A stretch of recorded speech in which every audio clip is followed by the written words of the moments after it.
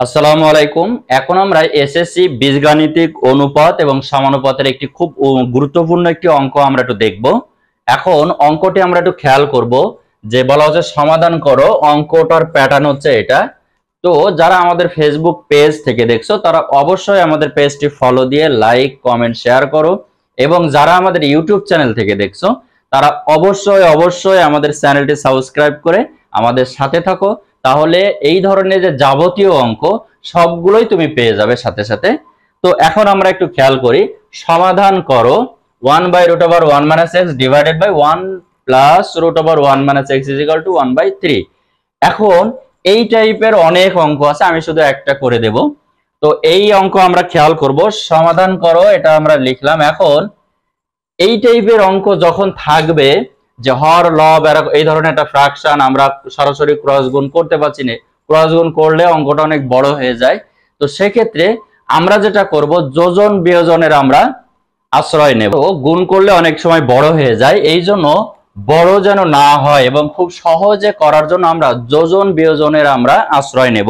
তো যোজন বিয়োজন করলে আমাদের কি হয়, যোজন বিয়োজন তার মানে উপরে থাকে লব নিচে হর, লবের সাথে যোজন আর বিয়োজন, তাহলে যখন যোজন বিয়োজন কথাটা আসবে তখন লবের সাথে হর যোগ এবং নিচে হবে লবের সাথে হর মাইনাস।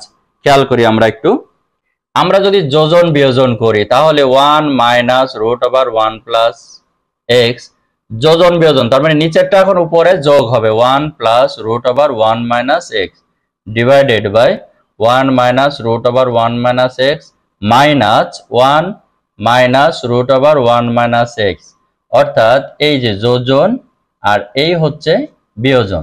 তাহলে আমরা এখন করলাম কি, এখানে যোজন বিয়োজন করি, যোজন বিয়োজন। আমরা যোজন বিয়োজন করলে এটা পেলাম।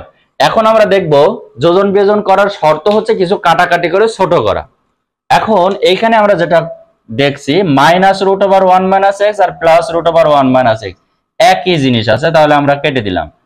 আর এখানে 1 আর 1 কেটে গেল, তাহলে উপরে আছে 2, নিচে আছে -√1 - x এটা আছে, আর এখানে উপরে 4, নিচে হচ্ছে -2।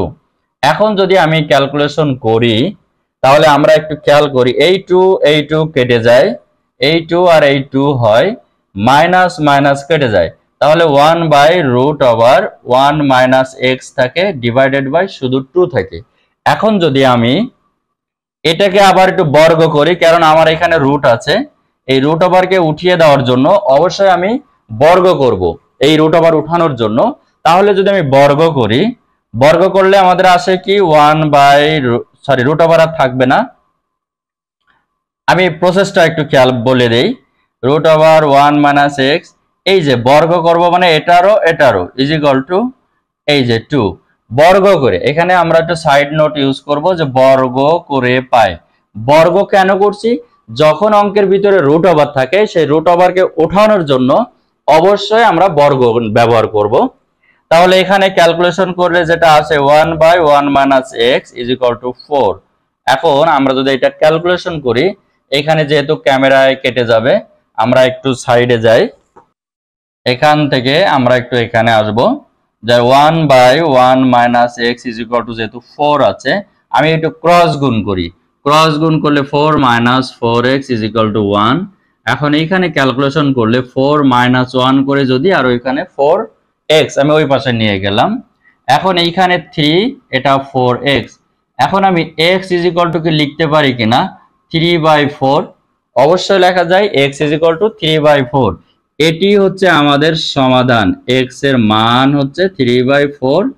এটি আমাদের নির্ণয়ের সমাধানের একটি উত্তর। তাহলে এই হচ্ছে এই অঙ্ক।